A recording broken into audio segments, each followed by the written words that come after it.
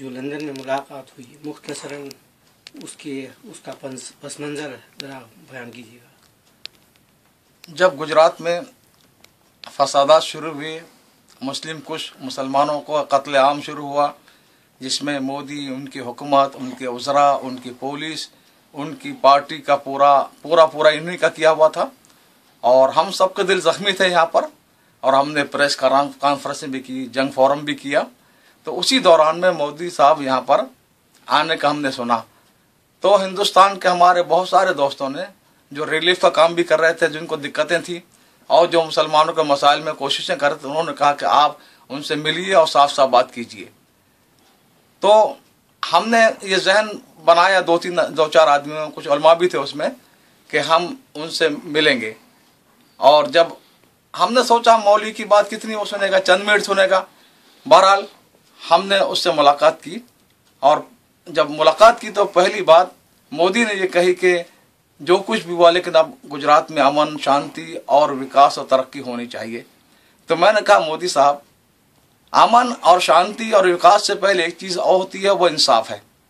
मैंने मिसाल देते हुए कहा कि जब सेकंड वर्ल्ड वॉर में यहाँ पर जर्मनी, हिटलर का बमबारी हो रही थी और पूरा मुल्क बरतानिया खंडर बन रहा था, तो उस वक्त के जो पीएम यहाँ के थे चर्चिल, उनसे एक सहाफ़ी ने, जर्नलिस्ट ने पूछा कि ये इस मुल्क का किस कौम का क्या बनेगा, ये तब बर्बाद हो रहा बरतानिया।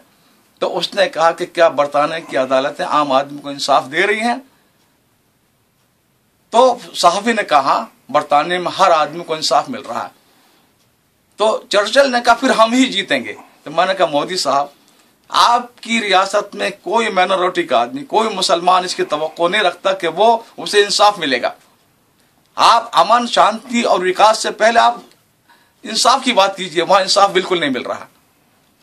फिर मोदी कहने लगे कि दोनों साइड पर नुकसान हुआ, मुसलमानों ने ये किया, वो किया। मन का आप गलत कहते हैं, इसलिए कि सारा मीडिया, नेशनल मीडिया, सारा अखबार, सारा प्रिंट मीडिया, सारा इलेक्ट्रॉनिक मीडिया कह रहा कि 99% सिर्फ एक साइड पर मुसलमानों का नुकसान हुआ है, और आपकी पुलिस, आपकी वजीर, आपकी पार्टी, सब ने मिलकर ये किया है।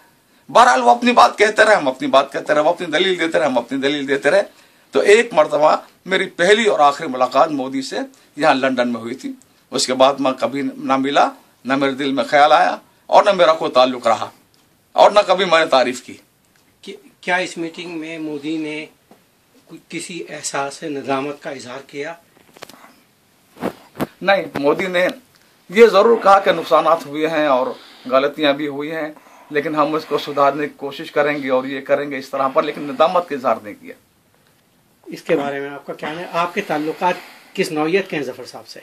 देखिए, जफर साहब जब यहाँ पर आए इस मुल्क में, तो चूंकि वो बुजुर्गों के हवाले से आए थे, मौलाना अली मियाँ और हजरत जी और बड़े मौलाना सलमान अल हुसैनी, सारे बुजुर्गों, मौलाना सज्जाद नौमानी, तो उस निस्बत से हमारे पास आए ठहरे।